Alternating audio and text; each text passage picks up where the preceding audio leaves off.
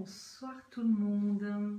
Alors ici Sylvie de SB Sophro Relax dans l'écho de soi. Et donc ce soir je suis venue vous parler en fait pour répondre à une question. Il y a quelques temps, suite à un cocktail bien-être, vous savez j'ai organisé des petits cocktails bien-être tout cet été où on a pu partager des petits moments et où j'ai pu délivrer aussi des petits outils qui permettent de se sentir mieux. Et lors d'un cocktail, eh bien justement, j'ai parlé d'apprendre à se connaître.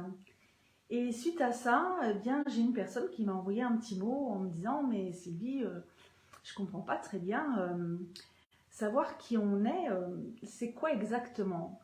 Elle s'interrogeait, c'est connaître mes besoins, mes valeurs, je ne comprends pas très bien. Et du coup, si elle se reconnaît, on ne sait jamais, si elle voit le direct, eh bien je la remercie en tout cas parce que elle m'a vraiment permis justement de faire ce live ce soir et de vous expliquer en effet c'est qui je suis, mais pas moi, hein, nous en fait. Comment apprendre à mieux se connaître pour mieux interagir sur nos comportements, sur nos émotions, sur nos façons d'être et être davantage en cohésion avec soi. Qu'est-ce qui me fait vibrer ?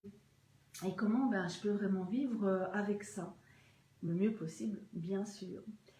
Alors, c'est pas évident qui on est. Il y a déjà notre identité, bien sûr, hein, avec notre carte d'identité. Donc là, on sait qui on est, on a un nom, un prénom, etc. On a des parents, on est issu d'une famille. Ça, c'est une petite partie, en fait. Donc ça, on sait qui on est sur le plan de l'identité. Mais on est également des personnes multifacettes. On a plein de masques qu'on se met régulièrement en fonction de nos vécus, en fonction de ce qu'on vit avec les uns et les autres. Et puis je dirais aussi qu'en fait on a un potentiel infini qu'on ne soupçonne pas. On a du mal de se rendre compte de ce potentiel que nous avons en nous. Et justement, comment aller vraiment apprendre à se connaître au plus profond de soi.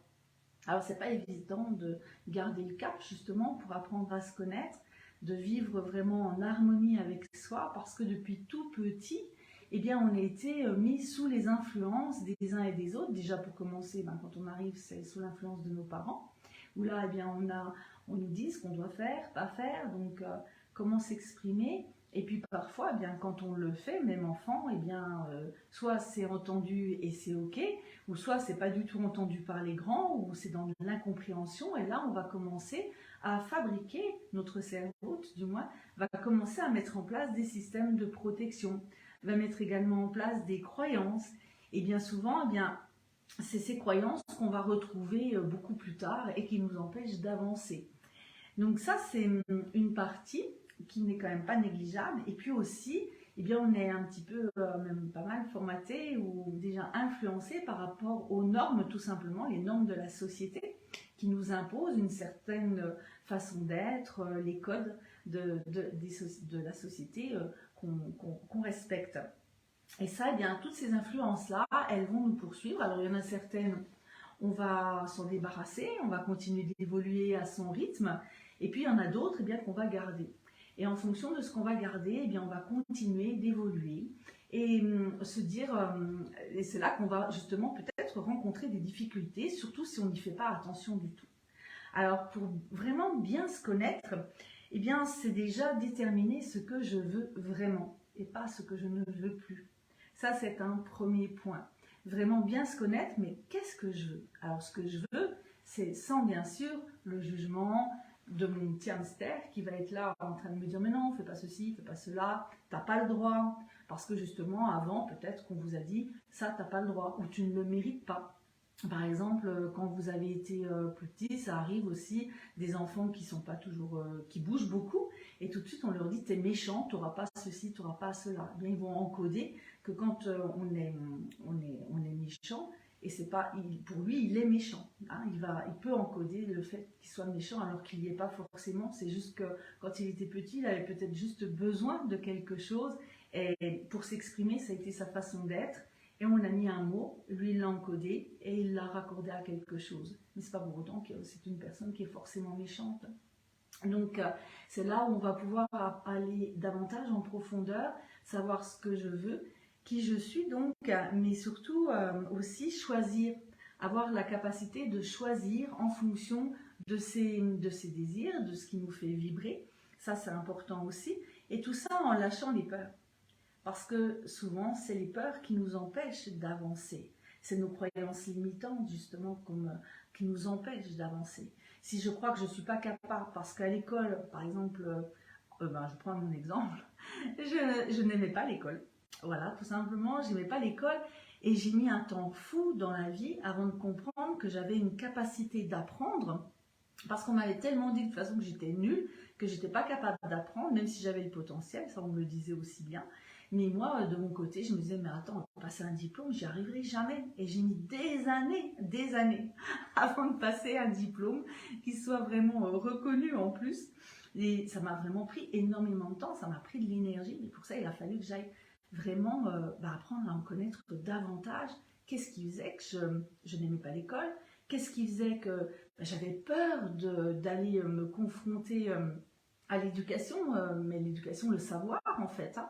Donc tout ça, c'est en apprenant à mieux me connaître, pourquoi j'avais enclenché ces schémas, ces mécanismes en fait en moi, et j'ai pu les laisser partir petit à petit, et enfin rentrer dans une formation et obtenir des diplômes. Je dis des parce que j'en ai fait quand même plusieurs formations. Mais ça m'a pris des années avant de reconnaître que j'avais ce potentiel-là. Donc, ça va être aussi bien sûr la prise de recul par rapport aux situations, par rapport à mes pensées, qu'est-ce que je pense. C'est vraiment analyser un petit peu ce qui se passe en moi, mieux comprendre ce qui se passe en moi, pourquoi j'ai ces pensées-là, pourquoi j'ai ces émotions. Là, j'accompagne souvent, dans mes accompagnements, je crois que j'en avais déjà parlé la dernière fois, les émotions, c'est quelque chose qui est compliqué. Pour dire dans quelle émotion je suis, c'est compliqué pour une grande partie des gens. Donc, quand on ne sait pas dans quelle émotion on est, qu'on a du mal de les déterminer, on a du mal de ressentir aussi son corps.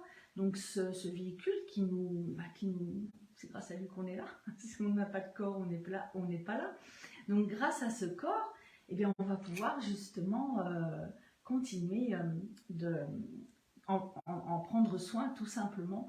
Et ça, c'est important quand on sait comment aussi lui, il fonctionne, parce qu'il nous envoie des petits signaux.